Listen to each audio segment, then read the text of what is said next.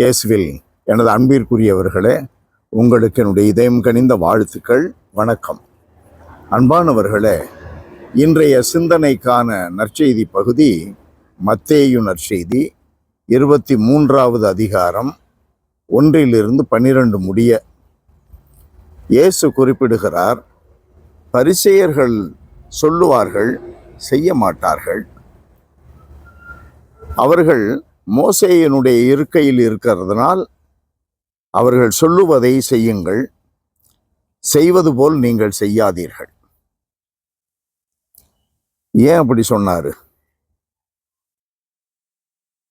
கட்டளைகளை பற்றி நல்ல விளக்கமா சொல்லுவாங்க.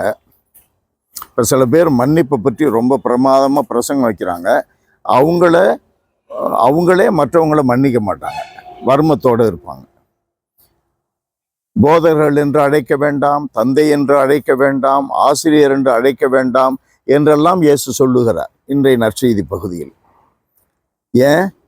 அவர்கள் தங்களுக்கு மதிப்பு வர வேண்டும் என்று மட்டும் எண்ணினார்களே ஒழிய, தங்களை மையப்படுத்தி வாழ்ந்தார்களே ஒழிய கடவுளை மையப்படுத்தவில்லை.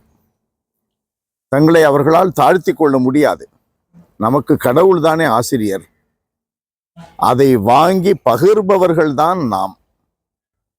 ஆகையினால் நாம் செய்வதை போல மற்றவர்கள் செய்ய மாட்டார்கள். செய்யவில்லையே. இன்றைக்கு நம்பிக்கையாளர்கள் வாழ்க்கை அவர்களை பார்த்து மற்றவர்கள் திருந்தும்படியாக இருக்கிறதா, வருந்தும்படியாக இருக்கிறது? நம்பிக்கையாளர்களுடைய வாழ்க்கை மற்றவர்களை வழிநடத்துவதாக இருக்கிறதா, அவர்கள் பிழை செய்வதற்கு உதவியாக இருக்கிறது? நம்பிக்கையாளர்களுடைய வாழ்க்கை சாட்சியாக, கடவுளுக்கு சாட்சியாக இருக்கிறதா, கடவுளுக்கு எதிர் சாட்சியாக இருக்கிறது? நம்பிக்கையாளர்கள் நாம் சொல்லுவதை மற்றவர்கள் செய்ய வேண்டும் என்றால் நாம் செய்து காட்ட வேண்டும்.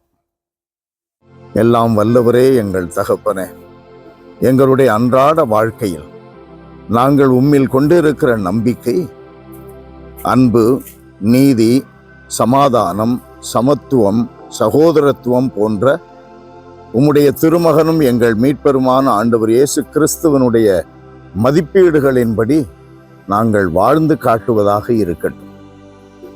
இயேசுவின் நாமத்தில் ஜெபிக்கிறோம் பிதாவே. ஆமென். ஆமென்.